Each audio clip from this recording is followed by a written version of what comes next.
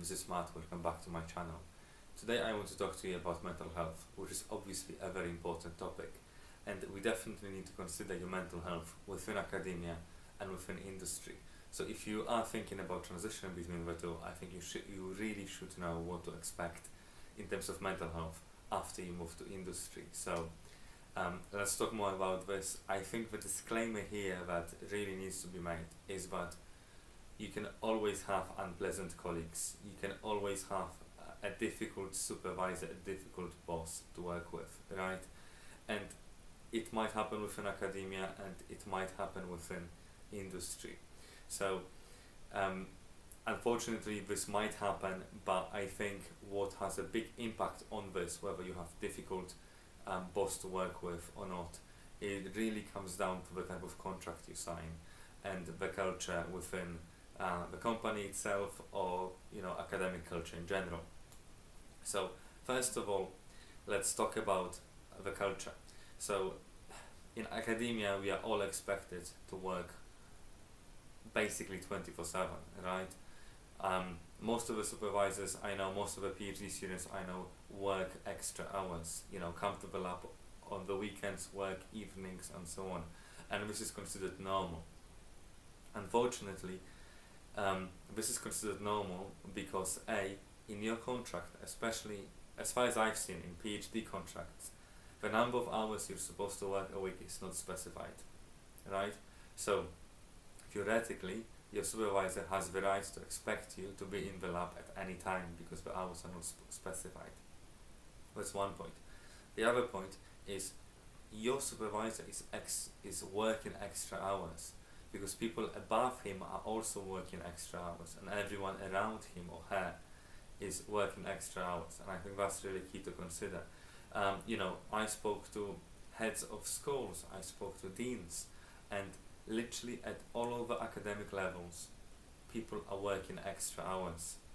So that culture, that expectation is literally trickling down from the top to the bottom. So, the chancellors are working extra hours, the deans are working extra hours, so then your supervisor and finally you will also work extra hours. This is just expected.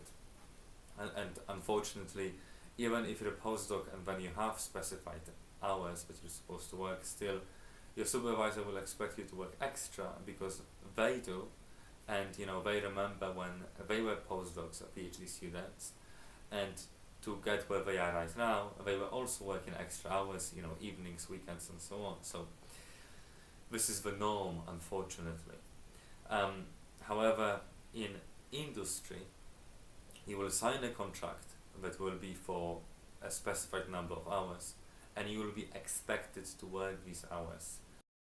As I know, among all of my colleagues, everyone is working expected hours, and that is because there is no extra pressure from above to work extra. If anything, there is active discouragement to work beyond your working hours. And also, in many companies, if you do end up having to work extra hours, then you need to flag it up, you need to tell your supervisor, you might need to tell HR as well, and then they will have to approve it, because if you work extra hours, you will be paid for extra hours, or you will be able to take these hours back, in the future. So for example, if you work 5 hours extra this week, then potentially next week you'll be able to less 5 hours less. This is how it works, or you'll just get money extra. So, but these different expectations between academia and industry, different cultures, are really driving how much you work. And obviously, in academia, the resources are limited, the time is limited, and the money is limited. In industry, there is more money available. So, if it looks like that we actually need to hire more people, then you can build a business case to find this money to hire more people to help, and this is absolutely normal. Then the other thing that really affects your mental health is also the type of a contract you sign, in terms of how permanent it is, or whether it's fixed. So all of the contracts in academia are fixed contracts. So your PhD is for 3 or 4 years time or whatever, your postdoc is even from 6 months to 5 years, so it is quite difficult when you're a postdoc and you want to settle down and you only have a contract for a year or 2 years, or the dream is to have a contract for 5 years, but then obviously 5 years will pass, and at some point you will really get stressed about finding money for the next postdoc position and writing grants and so on. So but lack of stability is actually really daunting for a lot of people, and I think it's much easier to deal with it when you're younger. But as you get older and you want more stability and you might want to start a family, or buy a flat or a house and just settle down somewhere, it's just becoming more difficult, and essentially you just don't want to be going through again and again this the grants, securing money and so on. It's just tiring, mentally exhausting. On the other hand, most of the contracts in industry are permanent, okay, which means that you could potentially work there until you retire if you wish so. But by permanent, that doesn't mean that you may not be fired. You can be fired, but just like when you're a postdoc, you could be fired as well, and you will have a 3 months notice period, so that they will tell you that you have to leave within 3 months. But at least in industry, you don't have to worry that, okay, after next year I will have to really start writing grants and applying to secure money so that I can put bread on the table afterwards. So that stability that you can have in industry in terms of indefinite contracts, and also the lack of pressure to work extra hours for free, right? I think this is really important to consider when moving to industry. And I think in terms of my own mental health, but were really key points for me. But stability and the fact that I could actually work from 9 to 5, Monday to Friday, and then have the rest of the time to myself. So what we really need to consider here is, because it's so difficult to secure money in academia, if you have a difficult colleague or difficult boss, extra difficult supervisor, then it might be more difficult to just quit and find a different job, because it's more difficult to find money, and also jobs are not readily available everywhere. However, when you work within industry, then obviously if you quit, you can or you don't want to work with this particular line manager, most of the companies are big enough for you to be able to be transferred from one department to another department. So you'll have a different supervisor, and also because there's more money, much more money, it will be easier to find a job. And I think another really key thing to consider is that so many jobs are becoming remote at the moment, or hybrid, right?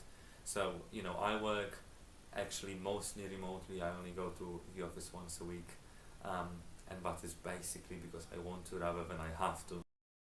Medical writers, a lot of project managers, coordinators, data managers, people who work in quality control, quality assurance, statisticians, and so on. A lot of these people also work from home.